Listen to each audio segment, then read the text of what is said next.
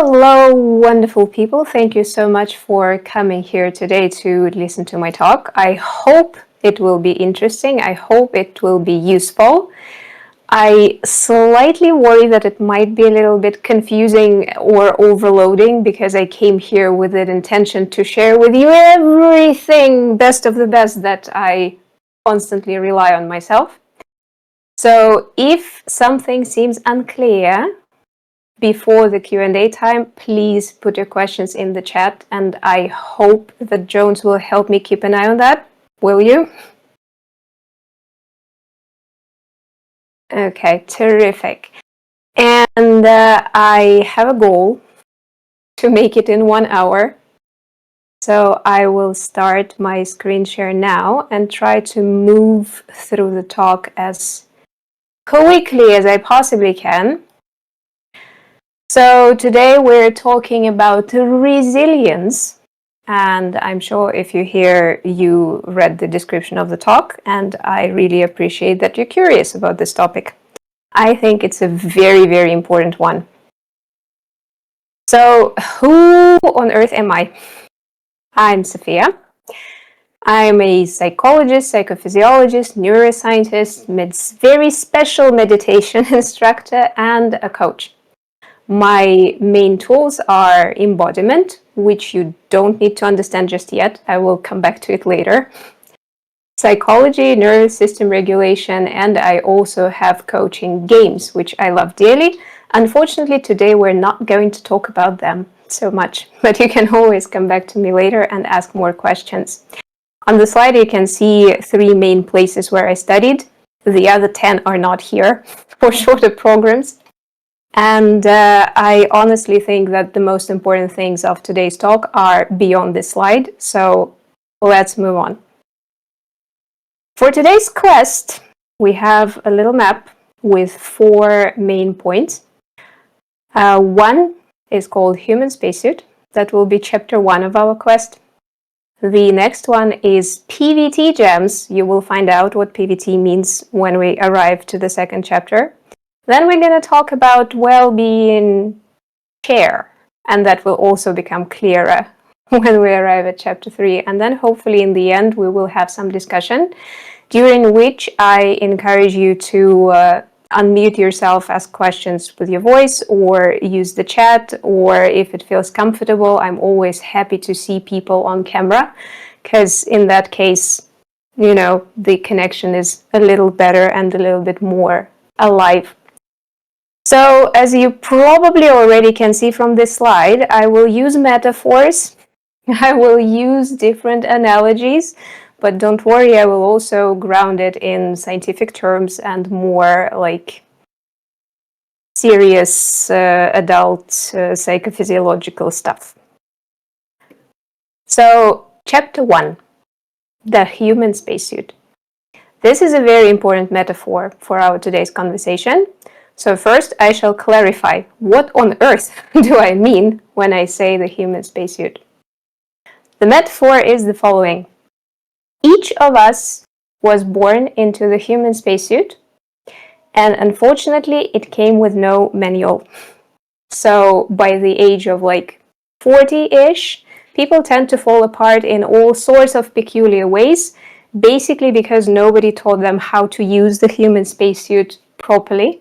So we see chronic illnesses, we see depressions, anxiety disorders, and whatnot. And when I speak about the human spacesuit, what I mean is that there is the body, but there are also things like the subconscious, the unconscious, the whole soup of different psychophysiological stuff. So because there is no like one scientific word for all of that, I invented my own metaphor, the human spacesuit. Please put something in the chat, like an emoji, a plus, or something if you're still with me.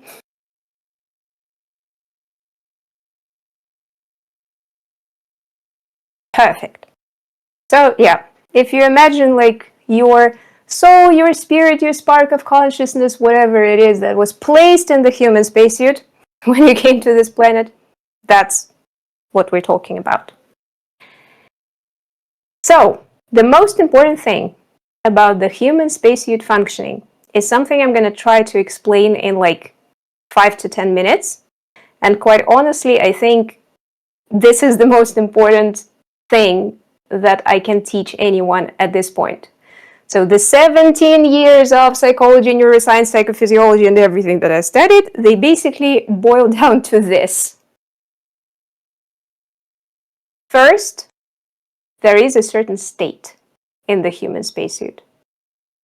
All of the systems that you carry around, again, the nervous system, the hormones, the everything you have in here, as well as your subconscious, unconscious, and so on, they all have some sort of configuration at each given moment. For the lack of a better word, for now we call it a state. But you can also think of it as the state of the system that you have, that you were born into. Then something happens inside our brains, inside our minds, and so on and so on. And that state, that configuration of the human spacesuit gets interpreted as a certain emotion. That's always the next step. After that comes a conscious thought, the one that is actually put into words in your internal dialogue. After the thought, we go and do some action. We take some action. After that, we get the result. So there is no such thing as thought detached from the emotions and the current configuration of this thing that we have, this human spacesuit. There is no such thing as an action that didn't have the thought, the emotion, the state before. And there is no such thing as the result of your actions in your real life without all the previous steps. Some magic is about to happen. The trick is that all of the other layers, the emotions, the thoughts, the actions, the results, they all feed back into the current configuration of the human spacesuit.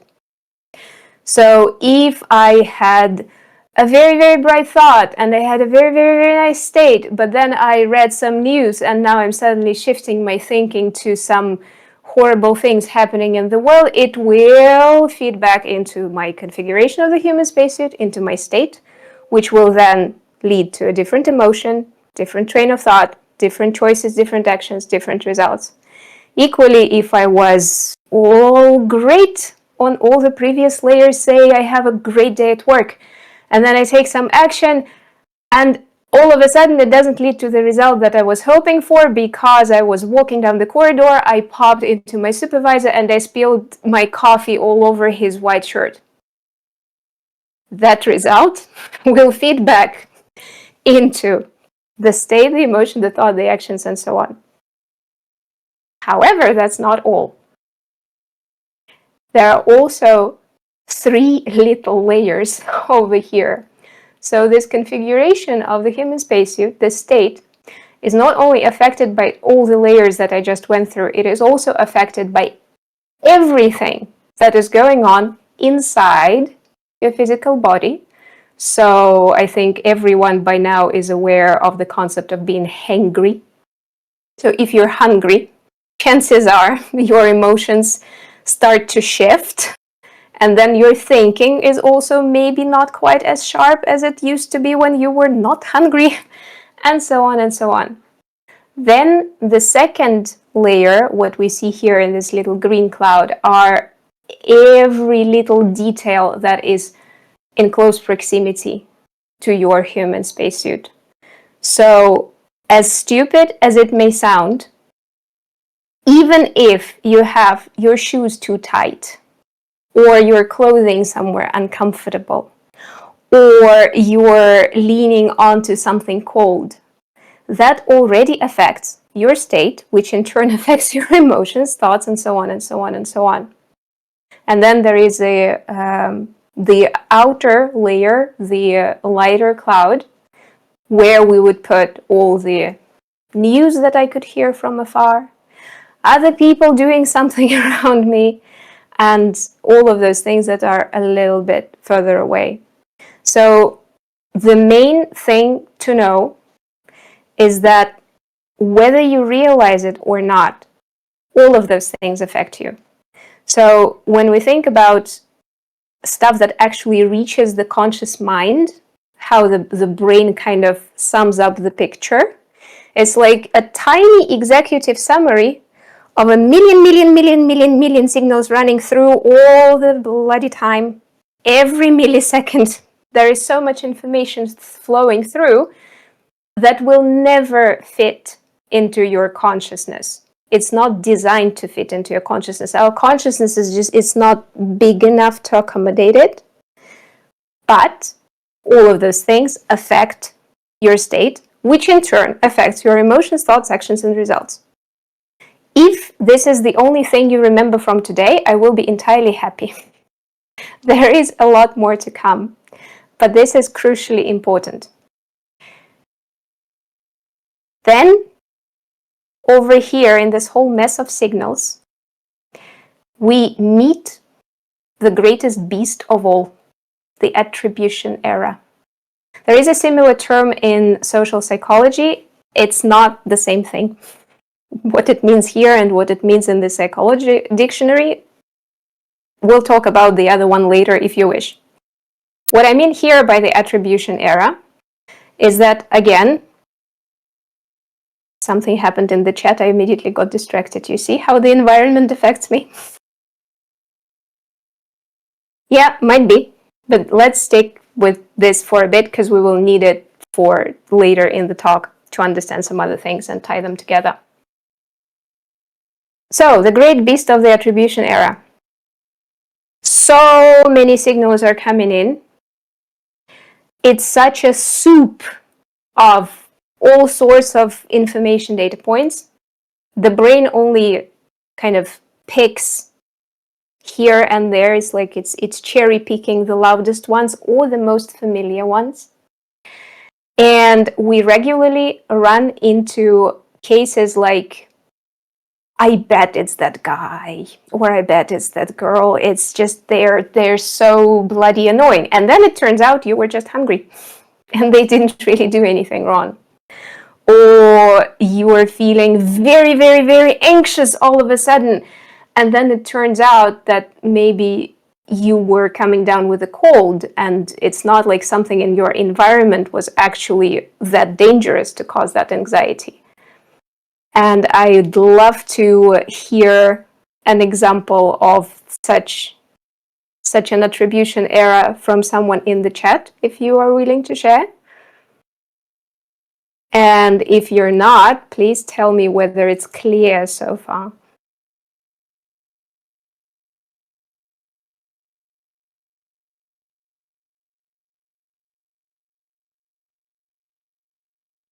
Mm-hmm.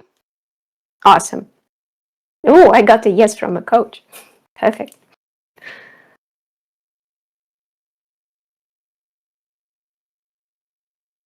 I'll wait a bit because people are typing.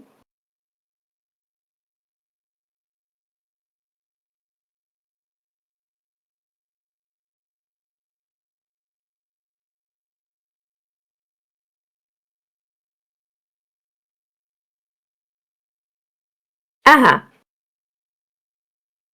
Jones, are you willing to ask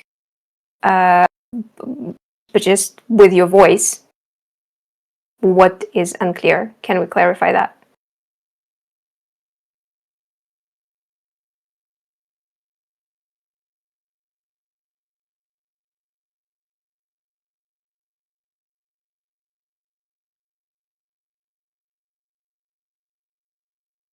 Okay, all right. Everybody else, if you're alive, please put something in the chat because I can't see you and can't hear you. Perfect. People seem to be alive.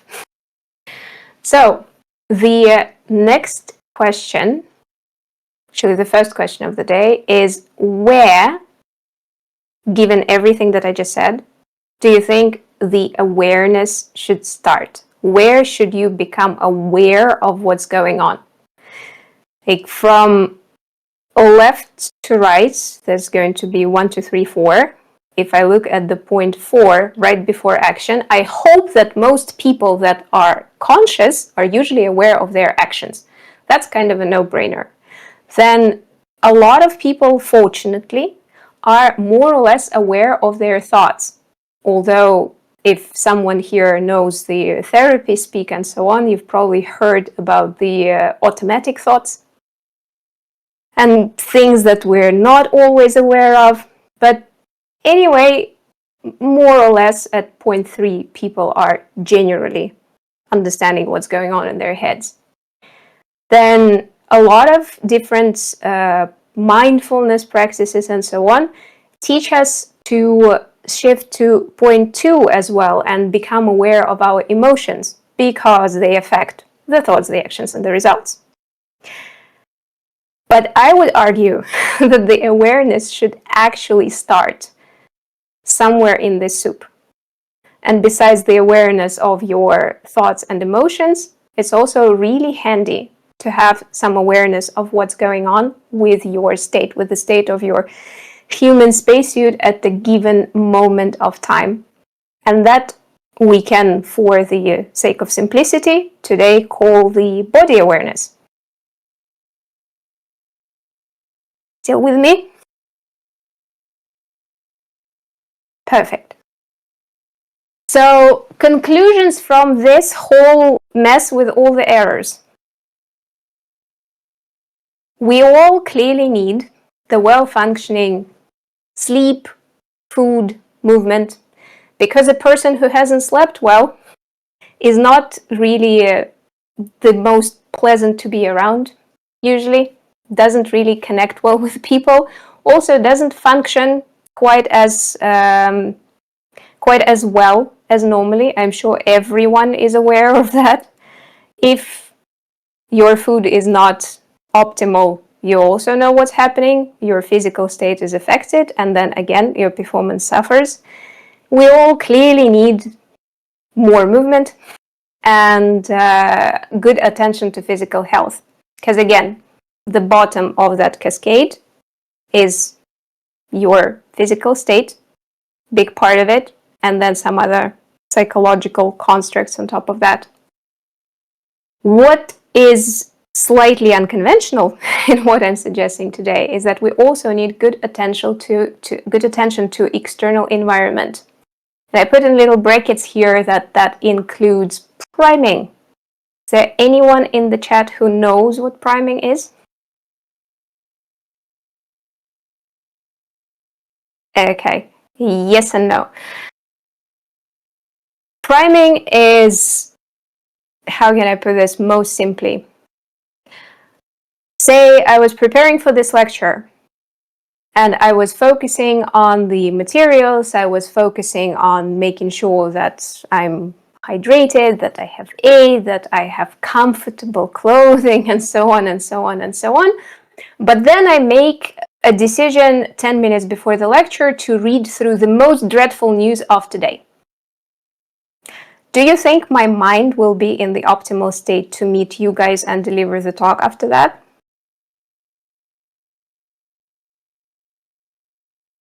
Things are really slow in the chat. Yeah, probably not. That is priming. So when I expose my human spacesuit to something, as you already know, it will inevitably affect my state and then emotions, thoughts, actions, results. So I can consciously choose what is it that I want to expose myself to. For example, if I need more like fiery energy for some conversation or for my upcoming workout or for tackling that work task that I really, really, really hate, but I really, really need to do it, maybe I listen to some music that will regulate me more into this kind of state.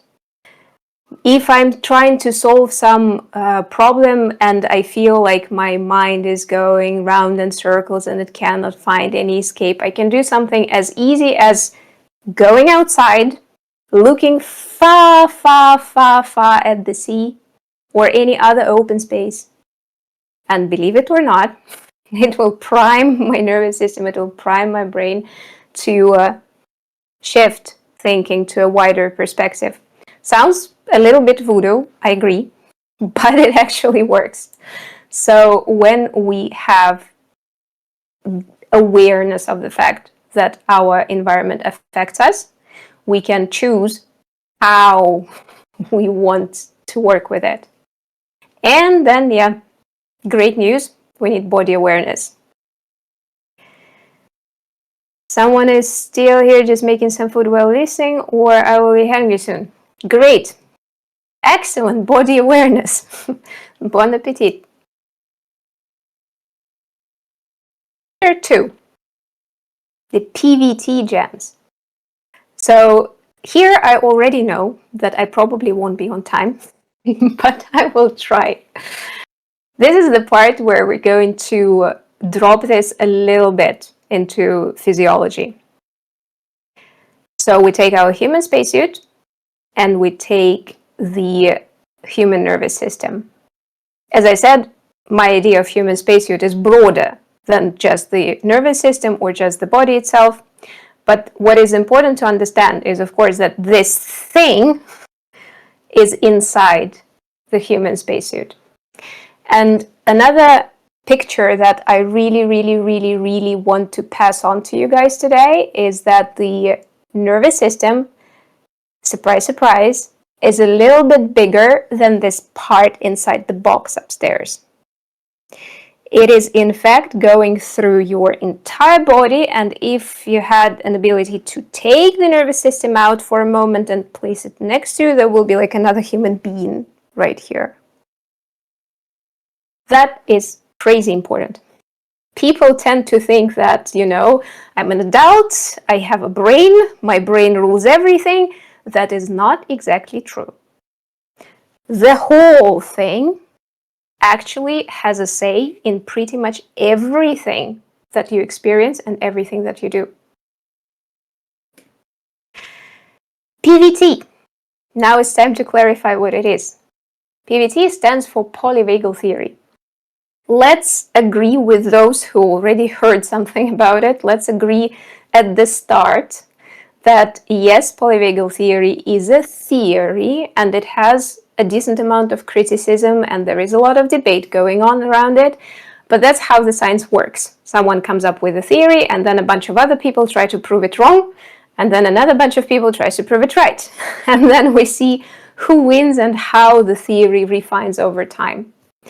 What is important about the polyvagal theory for today's talk is that it actually does provide some very practical ideas and frameworks that we can lean on in our crazy embodiment work and in some branches of psychology, and actually make a bloody difference in daily life. So for that, the specialists working with this approach, are very grateful to the polyvagal theory.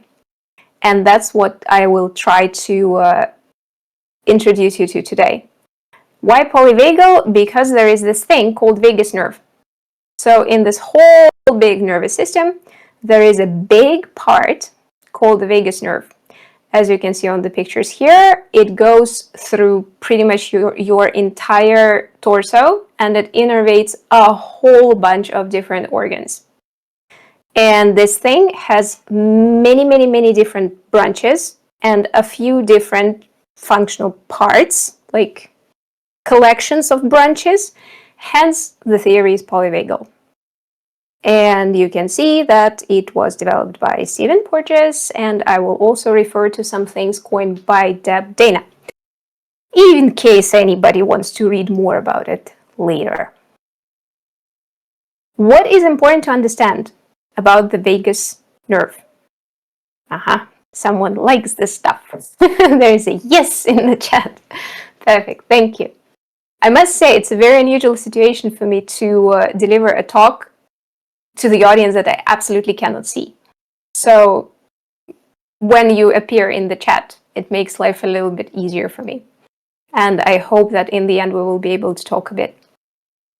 So what is important to understand about the vagus nerve, as well as the rest of the nervous system, is that the signals travel through those nerves, not only up, down, so not only the brain commands the body what to do, they also travel bottom up.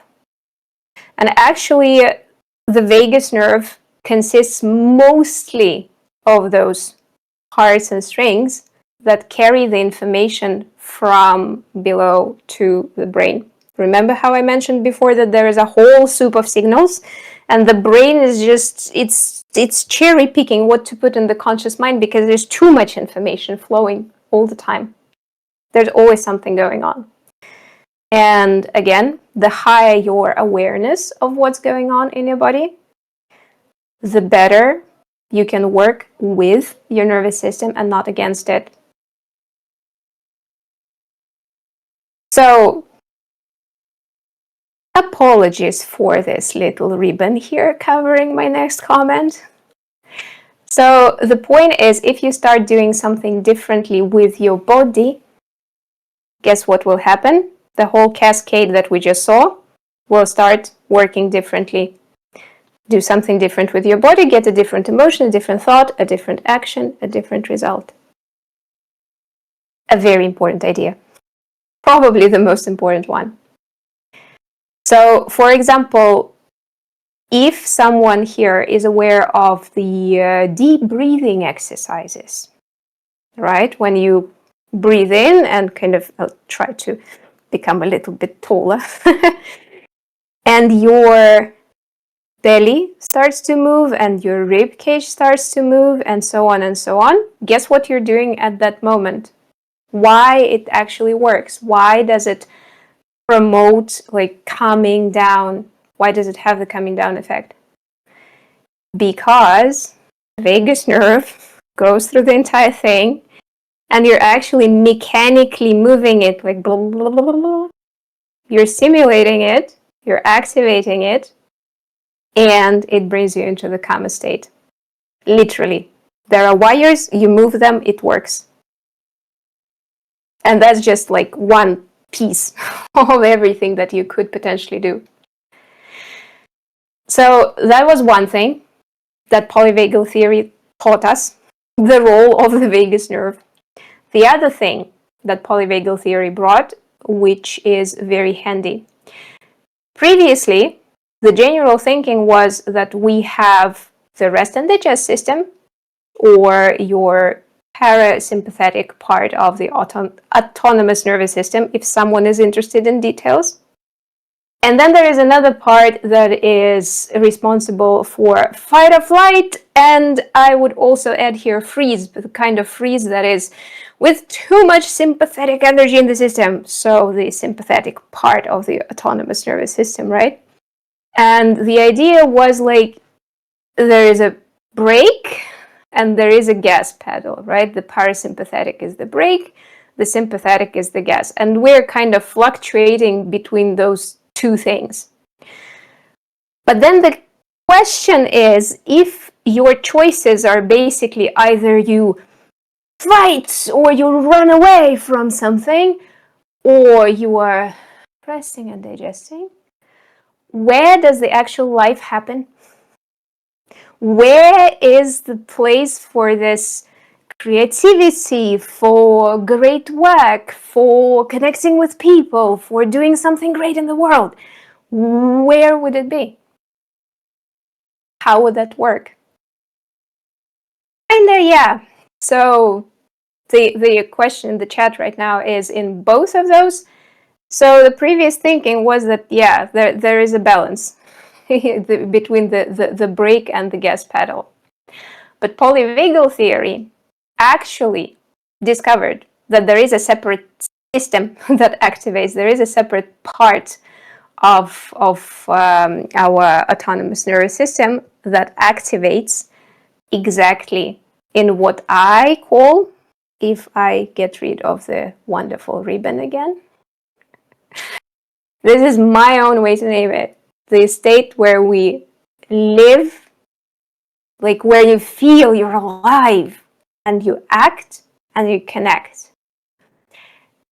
In the polyvagal theory, this is called ventral state.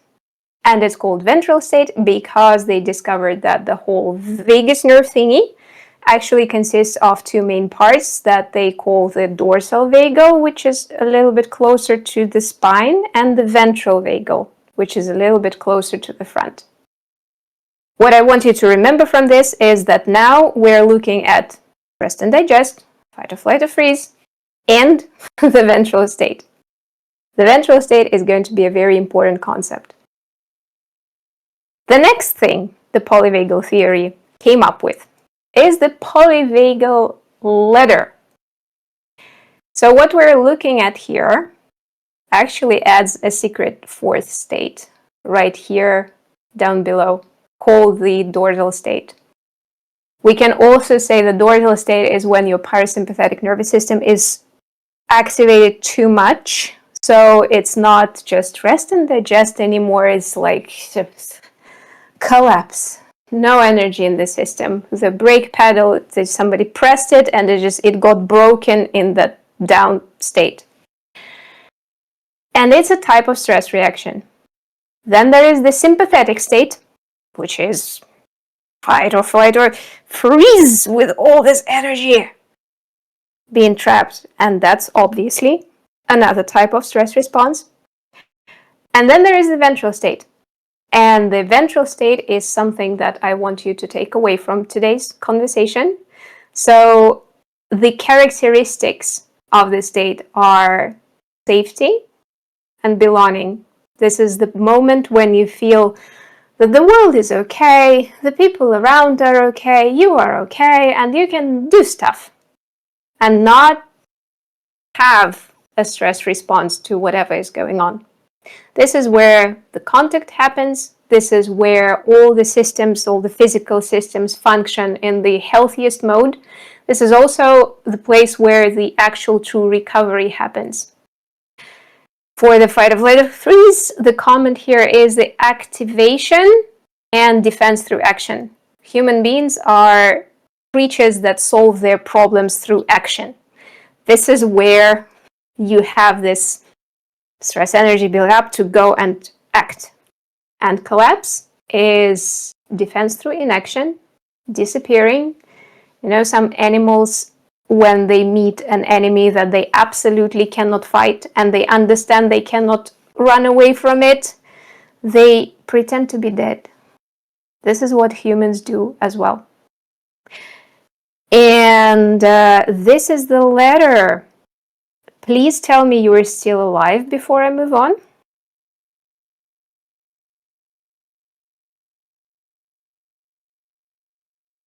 Perfect. Someone is hyped. I think we're going to talk more later on with that person who is hyped. So, vagus nerve, ventral state, and the ladder. It's called the ladder for a reason. You cannot mix and match those levels. They always go in this order. So you cannot get to the nice ventral state when you're just in collapse. You always need to make a little jump through more sympathetic activation. And that's also important to remember. However, when you're in the sympathetic state, you can go directly to the ventral. And now I'm going to take, let's say, 3 minutes to walk you through a little tool, a little practice. It works especially well when you're in the sympathetic state and you want to get to the ventral. But truth is, if you do this exercise a few times a day, which takes you like 30 seconds at a time, your life might just become better and your nervous system might become more regulated in general. So, centering. Please find yourself in space. Make sure that you have some comfortable position, whether you're sitting or standing, something relatively upright. This is not called grounding, because grounding is like, let's go down to earth. The metaphors that I have for centering are either a Jenga tower, So when your life is pulling you in all sorts of ways during the day and you feel like you're slightly falling apart Jenga tower, centering brings you back together. And if you are in a stress response, the second metaphor, the motorbike, have you ever seen an old motorbike not really starting from the first try? It's usually the kick thing, and then the kick thing, and then it's gonna go. So centering does pretty much that for your nervous system to get out of the stress response. So when you're in the stress response and you can't move on from it, and then you do the centering and you can. So find yourself in a good spot, whether you're sitting or standing. Please find the points of your body. Maybe it's your feet, maybe it's your bum on the chair, maybe it's also your back leaning against something. Points that connect to some sort of support, to the floor, to the seat, something under your back. There is some places where the gravity pulls you down. Once you have found those points, try to really feel that these are actually supporting you. And take a little moment to shift your weight front and back, left and right. And somewhere in the middle, you will find this effortless point of balance where you can stay upright, but you don't need to work for it. It will just feel good in that balanced position. So your support, your balance. And then on your next inhale, try to grow a little bit longer through your spine as if someone is pulling you right about here, up, up, up. And on the exhale, soften the front of your body. Please breathe in your own tempo for your own depth that feels comfortable right now. The idea is that just on the inhale, you grow a little bit taller through the spine. On the exhale, check if you can relax the eyes a bit, the jaw, the throat, the chest, the belly. If you're not sure if you can relax them, you can first squeeze everything really, really, really hard. And then try to let it go a bit. So again, where the gravity pulls you, where the balance is. On the inhale, grow a little tall and maybe a little bit wider. On the exhale, relax the eyes, the jaw, the tongue, the throat, the belly. And just listen to what's going on in your body. And one secret, crucial clue. Please pick a point somewhere away from the screen where you can rest your eyes right now and engage your peripheral vision as well. So your eyes are resting on a point, but you see the whole room. And the same jazz, where does the gravity pull you down? Where is your point of balance? Can you grow a little taller and wider on the inhale and a little soft on the exhale while engaging your peripheral vision? You're in your space. It's safe. You're there. And your eyes, your jaw, and your belly are maybe a little bit more relaxed. Once you know the drill, you can literally do this reset in 30 seconds. Repeat it 4 times a day. You will be feeling much better after a couple of weeks, I promise. Shall we move on? Are people still here and alive? Perfect. So that is a nifty tool, basically for bringing yourself a little closer to this green magical ventral state that the truth is most adults don't even remember what it feels like, unfortunately. But centering helps.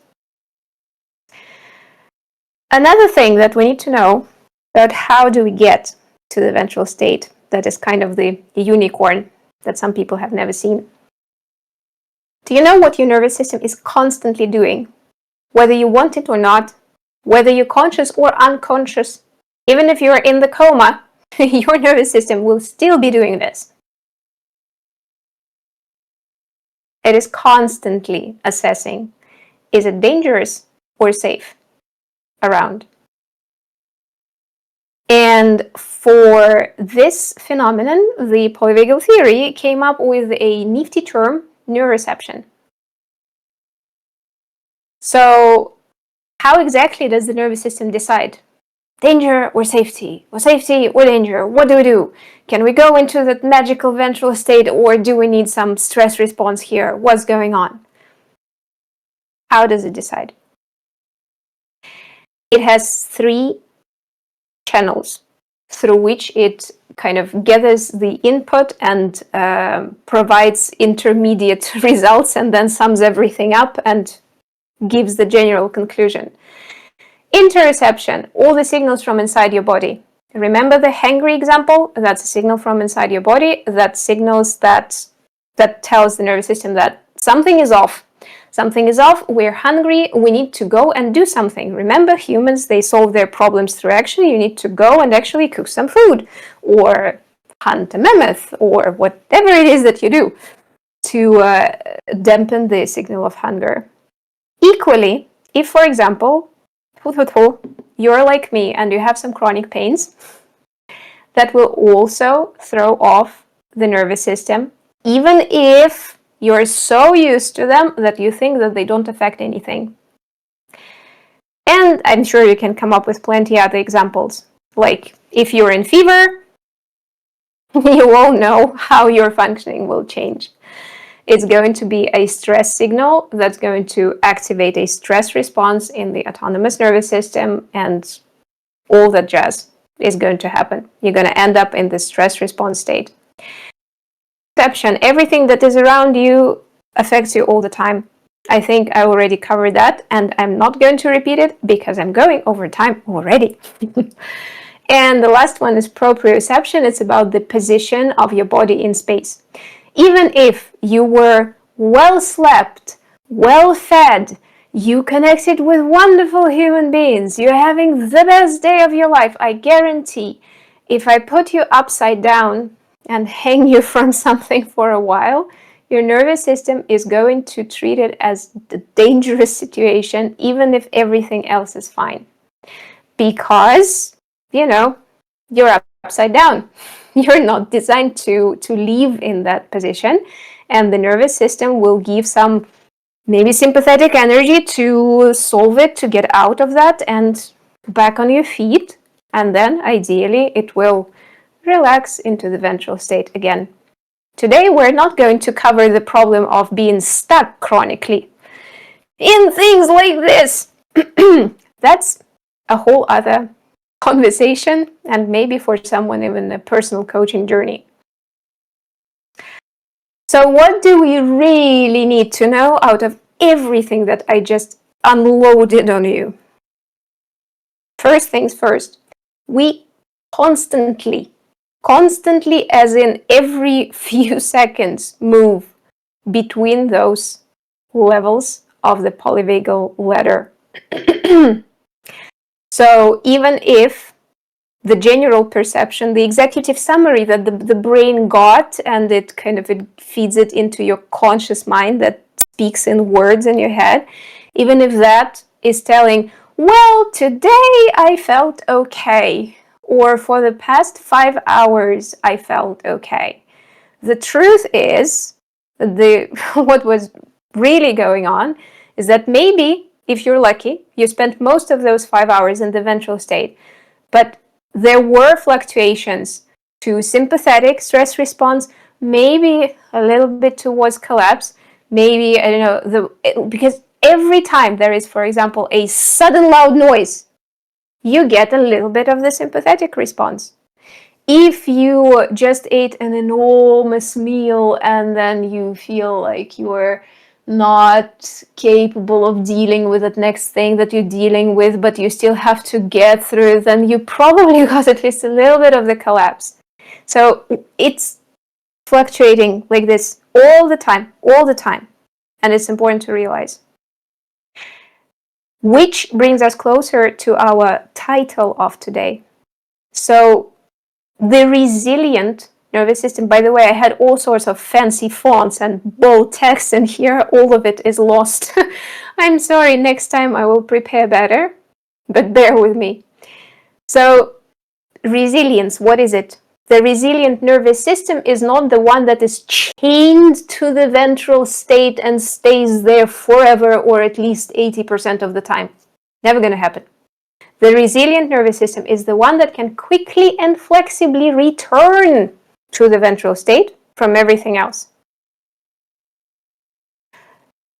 Crucial point.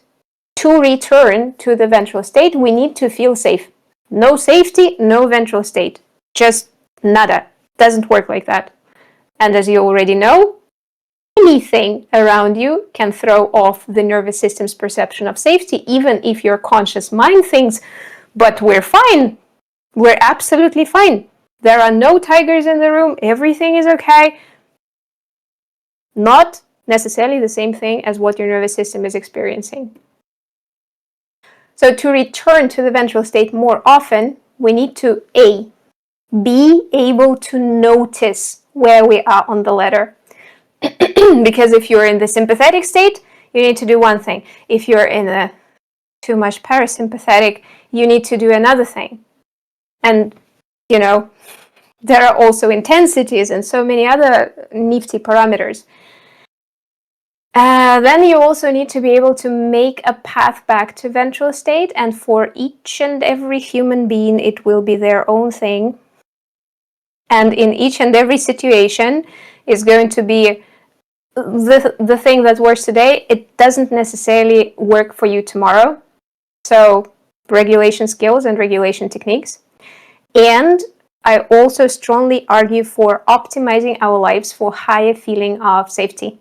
So if around you there are things that consistently cue your own personal, very unique nervous system into feeling unsafe, try to minimize those things. Because, I don't know, let's not talk about humans, let's take a puppy. If a puppy, when he was very, very small, was absolutely mortified by some noise of the railway station and it left a giant scar in their nervous system, and now this is the signal of danger, and then he has to live for a while in his more adult life next to the railway station where that noise is happening time after time after time after time, maybe eventually he will reset and kind of get used to it. But for most of the time, for most part, is going to consistently push him into the stress response. While for another dog, it may be absolutely fine. Luckily, humans usually have a little bit more choice over what we can do with our lives, how we can adjust it. And there are also a lot of nifty techniques on how to detect what pushes you into the feeling of safety and what pushes you far away from it and what you can do about it. Big surprise, all of that requires body awareness. Because without the body awareness, you will never be able to detect what's going on. What can we do? Are you still with me? Are you still willing to listen some more?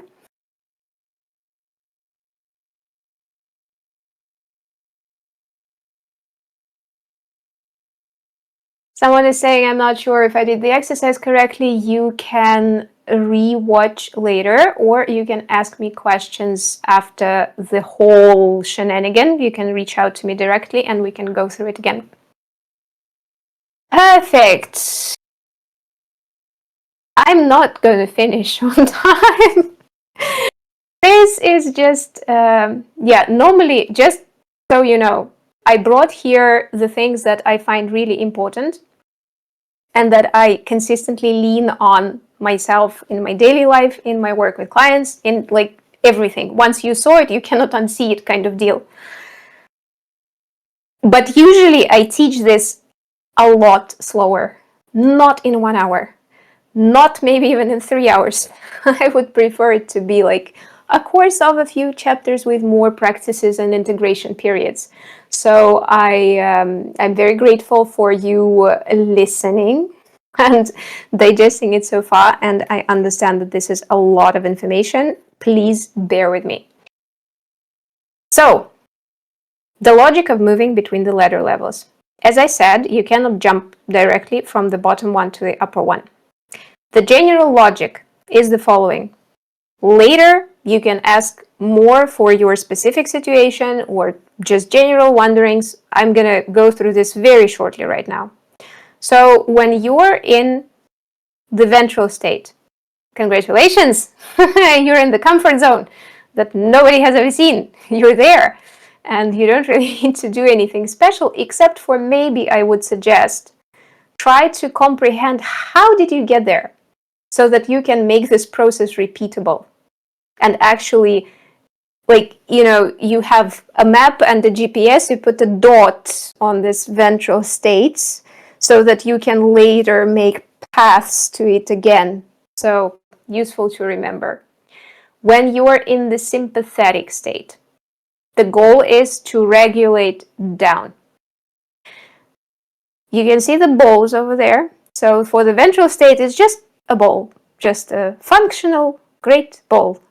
When it's fight or flight or freeze, your sympathetic nervous system is kind of putting too much pressure, too much air inside the ball, and it's about to pop. And your goal is to gently, gently let off the excess air, the excess energy, this excess sympathetic activation, and then you will be able to regulate back to the ventral state. What it can look like in practice, say you're really, really, really angry and you really, really, really don't want to hit the reason for your anger. Go and take a really fast walk or run or hit a pillow or do something that will release the energy in a safe way, right? For yourself and for others. Don't hit the wall. You will need your hands. When you're in collapse, the ball has lost too much air. That's it. Some people say that when you're in collapse, it sometimes feels like you're a puddle with ice, and that's it. Just people often lose the kind of the sense of where the body ends, where you are, who you are. You don't want to do anything, just hide away, just nothing. Puddle with ice. The goal is to regulate up. First, find yourself in physical space, like literally go and hold on to your desk, lean on the wall, sit on your couch and like really sit on it. Find your physical boundaries, like literally like this, or again, by laying on the wall or doing something else that returns the feeling of where am I, where do I end? And then, only then, gradually increase the activation. It can be some very, very, very gentle movement. It can be some really relaxed dance. It can be some tiny, tiny walk. It can be anything that has a potential to then become a little bit more, a little bit more, a little bit more until your sympathetic nervous system also wakes up, and then you are restored. You can function better and move closer to the ventral state. Grounding exercises, yes, they may help in the collapse state as well as in any other state, but you need to thread carefully, because if you are already in the state of puddle with ice and you use something really, really, really relaxing, something really, really down regulating, you might ground yourself there too much. You might get yourself stuck in that collapse state. But again, every nervous system is different. Every grounding exercise is different. So to answer this question properly, I would need to talk with you in a little bit more detail. There is a secret. There is a secret gem of the polyvagal theory. Even when I promised to keep things short. It never happens. I shall just forget that concept altogether and just announce my lectures for 1.5 hours right away. So, there are teleports. I'm sure everyone in here is aware of what teleport is and how it's different from conventional paths through the map. Polyvagal theory teaches us that there are, they don't call it that way, okay? They have the terms trigger, glimmer, anchor, but what I call it, ever since I found out about it, is the Holy Trinity. And I think this is one of the most useful things that polyvagal theory came up with. So, the Holy Trinity of trigger, glimmer, and anchor. Trigger is an instant and random teleport out of the ventral state. So you're having a really great day, you are very much in your ventral vagal state and everything is fine and the world is great and you're doing amazing things, and then something happens that instantly puts you into, say, fight or flight. Like, I don't know, the car came rushing by and you got this whoosh. That's a trigger. Or a news flash in one of those applications that you use to monitor the news. Forget about the triggers. Shake it off. Glimmer. Glimmer is an instant and random teleport into the ventral state. Say you were having not such a great day and you were a little bit in this grumpy, maybe a little bit sympathetic, maybe anxious stress response, and then you saw a really great dog outside, if you love dogs, or you saw a kid smiling, or you saw your favorite flower, or you walked past a cafe and it smelled of fresh buns with your favorite flavor. And then it's a little bit closer to the ventral state. That's a glimmer.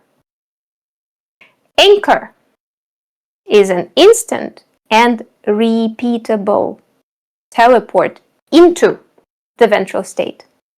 Say you love the smell of those buns, and you can make it repeatable and bake them, say, every Saturday, and that will be your anchor that will be repeatable, that you will actually accommodate into your life, that will bring your nervous system closer to the ventral state. And it can be literally anything. Like for me, one of the glimmers that always works is every time I see fire. A bonfire, a candle, a fireplace, when there is this living fire, I get this, and get a little bit closer to ventral. So I made an anchor. I put a candle on my kitchen table, and every time I have a dinner, doesn't matter what kind of day it was it a good day or a bad day or whatever, what I'm thinking, when I'm coming to have my dinner, I always set the candle, I light the candle, and it works in two ways. It instantly gives this glimmer to my nervous system, even if my conscious mind is still going like about the day. My nervous system gets this, okay, a little bit of fire, and then it's an anchor, because it gradually learns that whatever happens, every time the day ends, I come to eat my dinner, I will have this thing, I will have this little ritual, and it kind of regulates itself towards that moment and then off that moment into the better state. Is that clear?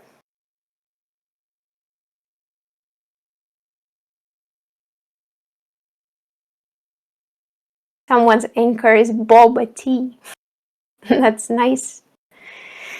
And someone has the same thing with living fire.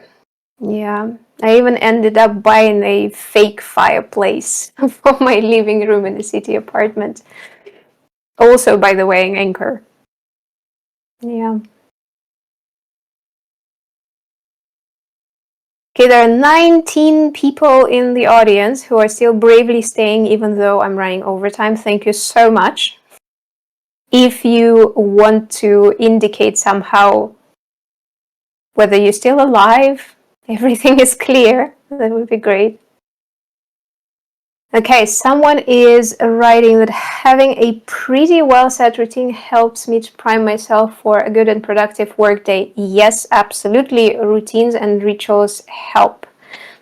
Stopped using caffeine some time ago. So walking, eating, exercising at the same time each day before starting the workday is needed to get the best and productive headspace. I agree with all that. Maybe the caffeine was the glimmer and I traded that to some healthy anger. This is tricky. I don't think we can safely say that caffeine is a glimmer because it has a whole cascade of different influences on the nervous system functioning. However, it's very possible that something around the caffeine was a glimmer, like the smell or the sound of the pouring water or the favorite mug or something. It's very, very possible that there was something attached to it that was indeed functioning as a glimmer. If I get house in the future and it's going to have fireplace, yes. Fireplace and sauna is great anchors. Absolutely. Absolutely. Fantastic. Let's see what else I have here in my endless presentation. Aha! Since it's me, I always bring things back to what can we do, what are the actions, preferably something you can put into your calendar and do it in the next 24 hours. But this one is for consistent and constant use. So, the triggers are going to happen anyway, whether you want it or not. This is just part of life. Again, any loud sound outside will be a trigger. It doesn't matter how much willpower you have to control yourself, your nervous system will still react to that. So the triggers will accumulate. Imagine a jar or a coat with two big pockets. Imagine every trigger is a stone. They will accumulate throughout the day by themselves anyway.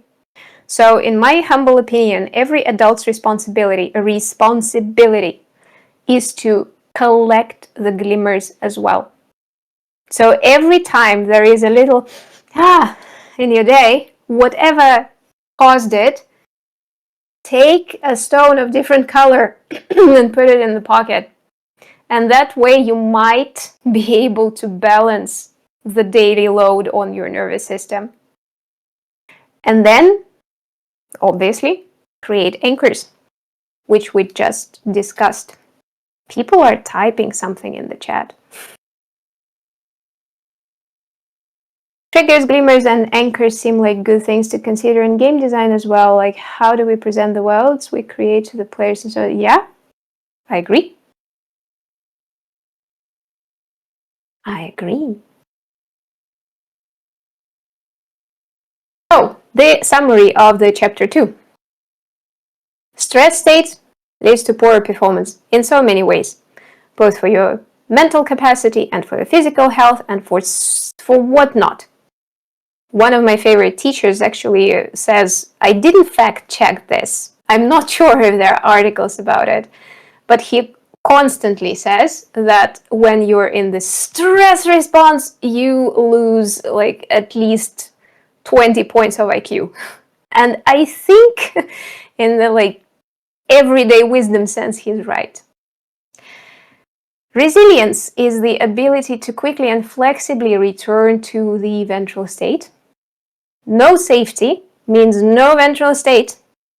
And for returning to ventral state, we need centering, which you can listen to later on. Again, you need body awareness, because when you know what's going on, you gain the choice on what to do next. Maybe you're in your collapse state after, say, a horrible heartbreak, you've been crying for 2 days, now you're just being there, all just no energy whatsoever, but you want to stay there. You say, for another day, I'm here. That's a choice. Or you can notice that you're there, comprehend what's going on, and maybe go to the next step of regulation. Tool number 3, collect the glimmers, create the anchors, and use them. And tool number 4, optimize life for the feeling of safety. Again, happy to answer questions about that later on, depending on your life setup at the moment. Quickly checking the chat. Stones. Holding stones in the hand is relaxing and helps focus. Yes. Oh, you can anchor so many things, but that's a whole different part of psychology that I also work with. Not from the not from the polyvagal theory, not in the same sense. But yeah, here it's very close. Here it crosses. The last chapter, I promise, it will be short. Significantly shorter than the second one. Are you still with me?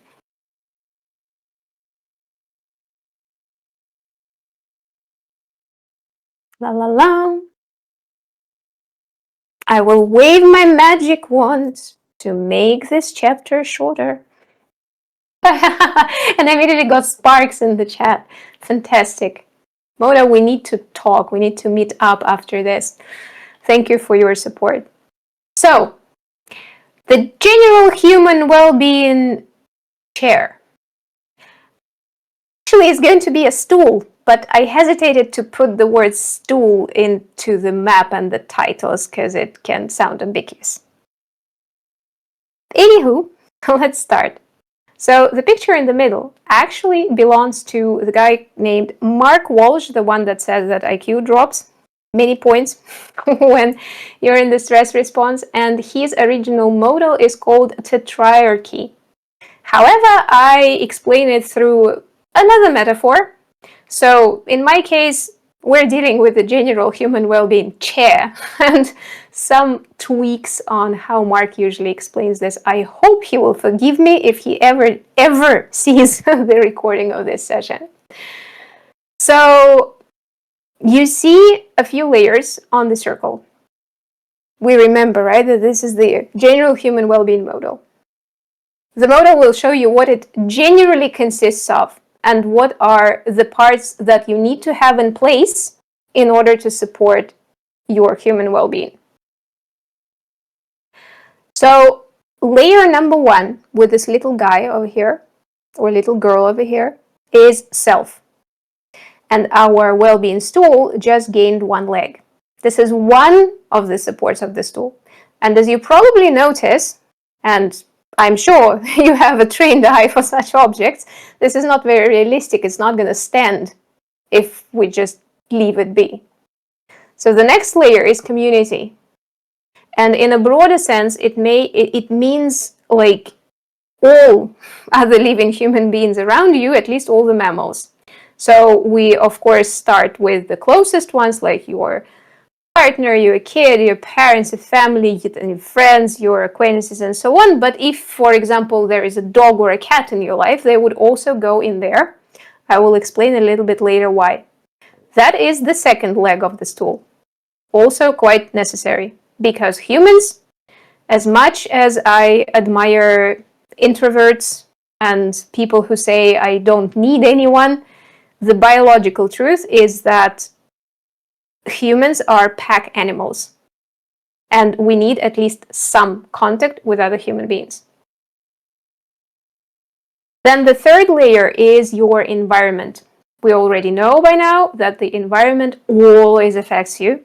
And in Mark's terminology, this layer is called ecology. We will need that term a little bit later on. Why I added environment here is because ecology may sound like all things nature to some people, and what we already discussed today is not necessarily about the big wide world outside with all the trees and seas and everything. It's also literally your desk can affect you. And the stool already looks almost fine, but if your attention is still with me, you probably can spot that it has 4 corners. So it still won't be terribly stable without the fourth one. And the fourth one, in Mark's terminology, this layer is called divinity. I add here the nifty word meaning. Meaning/divine. What we mean by that is something bigger than you. So when a human being is trapped only exclusively in their own thoughts and everything, that usually ends in the mental hospital. To really flourish and to really function well, we need something bigger than us, something that we are either believing in or striving for or working towards. If you are religious, maybe it's your religion. If you have some other set of beliefs and there is some, I don't know, you believe in the magical powers of the universe, you can connect to that and do something in relation to that. If you are completely agnostic, but you have this passion for your professional project, and that gives you meaning, to go on, to gather yourself up and do something, that still goes into this layer.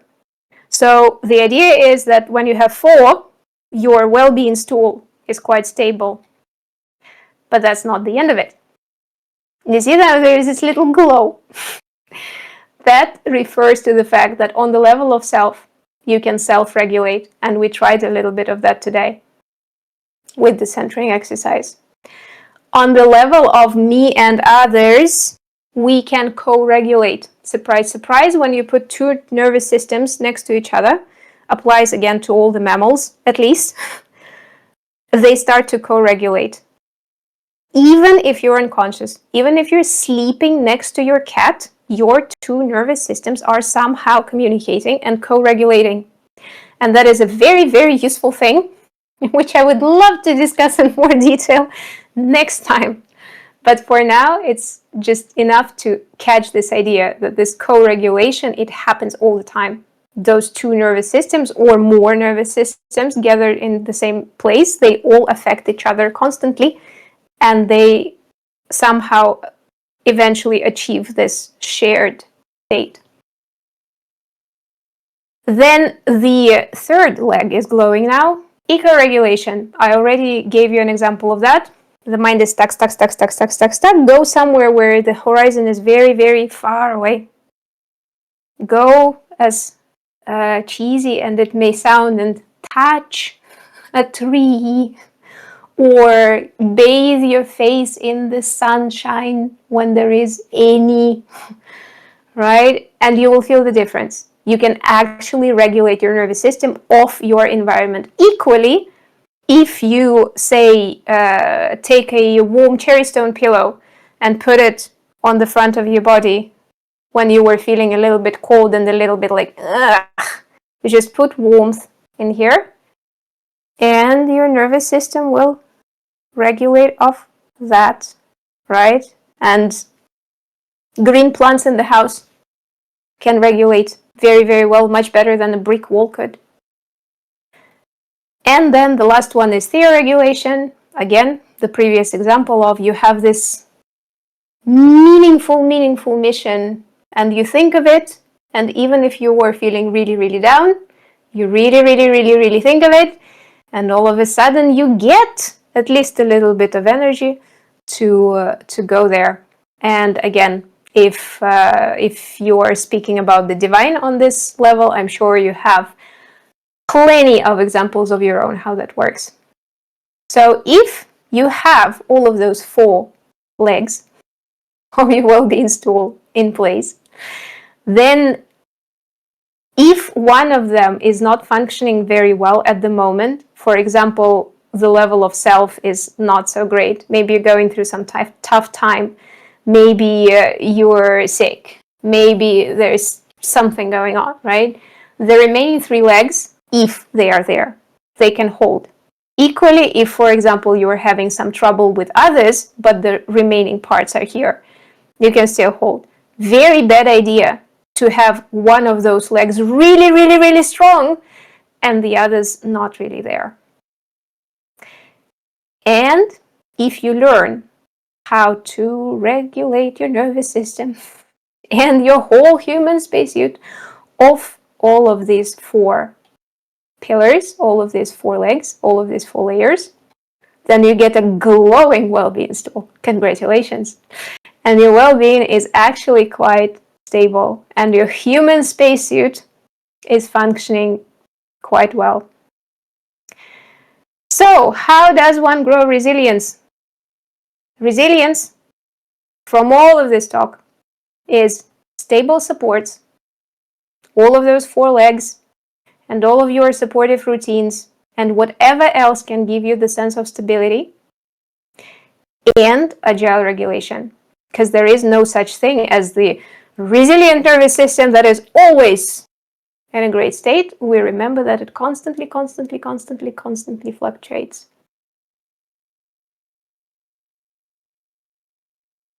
I'm not going to go through bonus ideas. Okay, there are still 17 people, which means that almost nobody left. Tell me, do you want to hear the bonus ideas? If I see enough pluses or somethings in the chat, I will quickly go through them. Okay. Okay. Thank you. I'm happy that I still haven't bored you to death. Bonus ideas. Magic wand, try to make it quick. Let's make it like the blitz round, like, you know, those 5 last questions at the end of the podcast where you need to answer in 1 sentence or 1 word or with 1 item. To build awareness, check-ins 4 times a day. And here is a suggestion that is not on the slide, but I promise it's the bloody best way to do it. 4 times a day, ask yourself, just, how are you?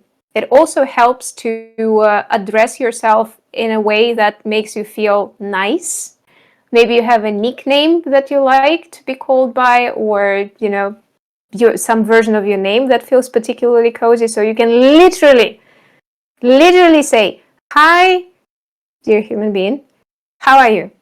And then, very important thing, you listen to what is in the physical body, what's here in the state, what is in the emotions, and what is in the thoughts.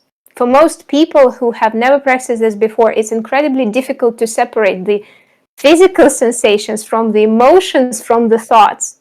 But when you get to actually master that, your level of awareness and hence your ability to do something about what's going on will grow tremendously. So 4 times a day, how am I in the body, in the emotions, in the thoughts? Next, center before you enter. Maybe I will record this practice separately. I'll check how it will play out in the recording of today. But essentially, center before you enter. That's what we say in my line of work. That's what we preach for, and that's what we all do all the time. Before you go into a meeting, before you approach a daunting task, before you start anything that will require your presence and effort, center. Find your feet on the floor. Find your point of effortless balance. On the inhale, grow a little longer. Through the back. On the exhale, a little softer. Through the front, engage your peripheral vision. Don't do this with eyes closed like I just started because I'm getting a little bit tired. The point is to arrive in your human spacesuit and in the space around. You will be much better off for any upcoming interaction with other people or any upcoming work. Next, spend some time in nature. Even if it means that you just walk around the block and look at exactly 1 tree, because there are no more trees in that city area where you live. Just find something that will be not a brick wall. It helps the nervous system tremendously. Next point, variety of motion. Given that there is this human spacesuit and inside it there is this whole nervous system that runs through the whole thing, the best thing you can do to increase your range of functioning is literally take any opportunity that you find pleasant to increase your range of motion. Try different things. Like, for example, if you're consistently only doing the weightlifting, maybe try some free flow movement. Maybe try some, I don't know, a Zumba class if it's your thing. Maybe try some skiing occasionally.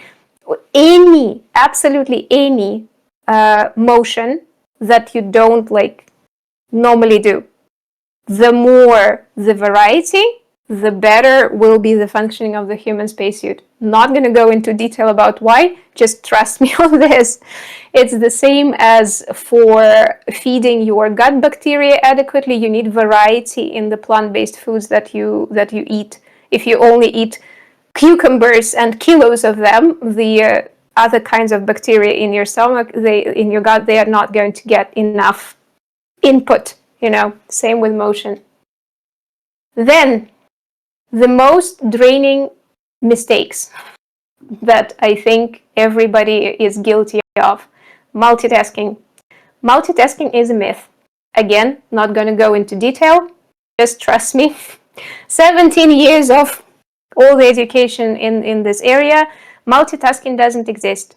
What's really happening is that we're constantly switching attention between all the tasks that are open at the moment, which means that we decrease the performance in all of them. The only exception is when you got something to the level of mechanical reflex, like for example knitting, and the other task that you're doing doesn't require that much concentration. That's why, for example, some people can knit and watch a movie at the same time and not really miss anything in the movie. Right? That's the only exception. Otherwise, just take it in. Multitasking doesn't exist. So pick carefully what you're doing at a given moment. Or live with the fact that your performance is not ideal in everything that you're doing at the same time. Then close the tabs. Those who are curious can Google what the Zeigarnik effect is. Essentially, a lot of our energy, a lot of our mental capacity is drained when we have a lot of things that we started and we didn't finish them.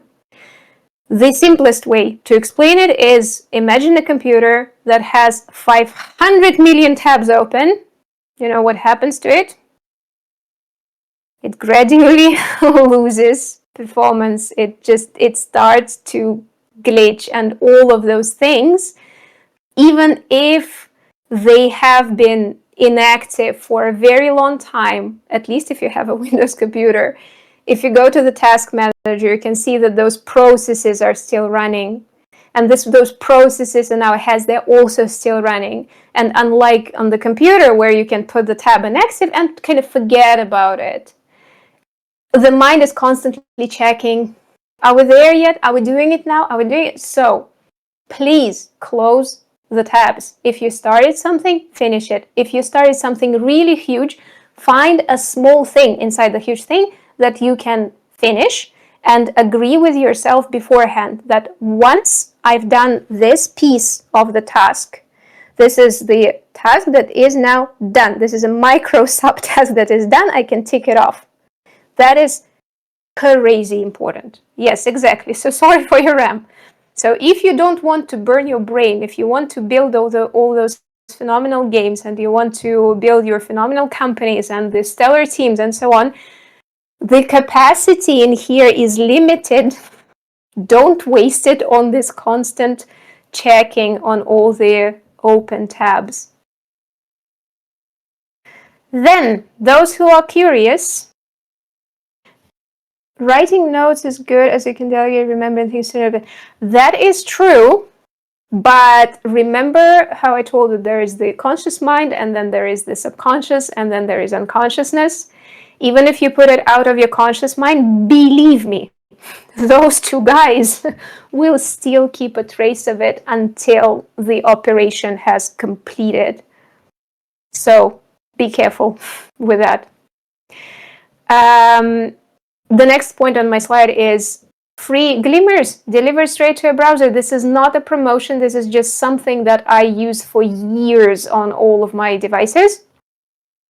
Okay, all of my computers. I'm not sure there is a mobile version of that. Probably not. There is an extension called Momentum, and it just delivers beautiful stuff to your browser every time you open a new tab. If you allow it to be the Momentum tab, which you can fully customize and everything, you're guaranteed to receive a glimmer there. Just look it up. It's lovely. I love it. I'm not going to waste time now on showing it. Sorry. I can't speak anymore, apparently. And the very last point, I promise, it's the very last point. Given this whole cascade from the configuration of the human spacesuit in a given moment, which then gets interpreted as an emotion that leads to a thought, then to action, then to the result.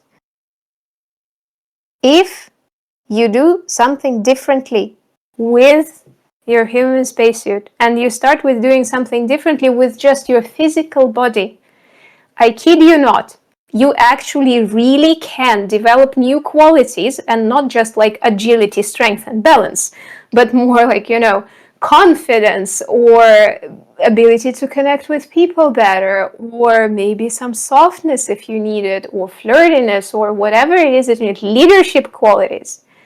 You can literally develop them by starting doing something differently with your body, and you can also solve tricky problems in the same way.